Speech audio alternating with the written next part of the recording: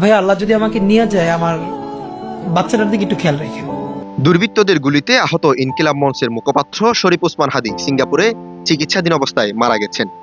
বৃহস্পতিবার রাতে ওসমান হাদির ভেরিফাইড ফেসবুক পেজ ও ইনকিলাব মঞ্চের ফেসবুক পেজে এ তথ্য জানানো হয়েছে। ওই পোস্টে বলা হয়, ভারতীয় আধিপত্যবাদের মোকাবেলায় মহান বিপ্লবী ওসমান হাদিকে আল্লাহ শহীদ হিসেবে কবুল করেছেন। হায়াত মৌতের মালিক আল্লাহ, ন্যূনতম সিকিউরিটি নিয়ে চলাও হলো সুন্নাহ।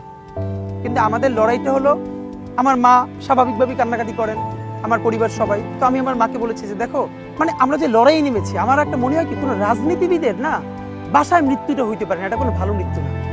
গত 12 ডিসেম্বর গণসংযোগের জন্য রাজধানীর বিজয়নগর এলাকায় গেলে চলন্ত মোটরসাইকেল থেকে হাদিকে গুলি করা হয়। গুলিটি তার মাথায় গিয়ে লাগে। গুরুতর আহত অবস্থায় তাকে ঢাকা মেডিকেল কলেজ হাসপাতালে অস্ত্রোপচারের পর ঢাকায় এভার কেয়ার হাসপাতালে ভর্তি করা হয়।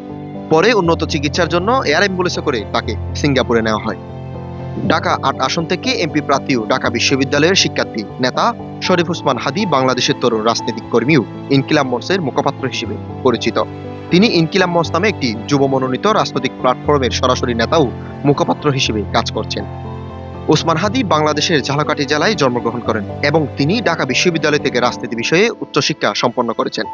রাজনৈতিক অঙ্গনে তিনি বিশেষত জুলাই অভ্যুত্থান নামে পরিচিত যুব আন্দোলনের পর সক্রিয়ভাবে সামনে আসেন, যেখানে তিনি তরুণদের সংগঠিত করার পাশাপাশি দেশি রাজনীতিতে আলোচনার বিষয় তৈরি করেন। কাউরে একদম গুলি করে মেরে ফেললো, মানে কবরেই তো যাবে। হাদি ইনকিলাব মঞ্চের মুখপাত্র হিসেবে বিভিন্ন সময় সংবাদ সম্মেলন ও জনসভায় অংশগ্রহণ করেছেন এবং দেশের রাজনৈতিক ইস্যুগুলোতে মত প্রকাশ করেছেন।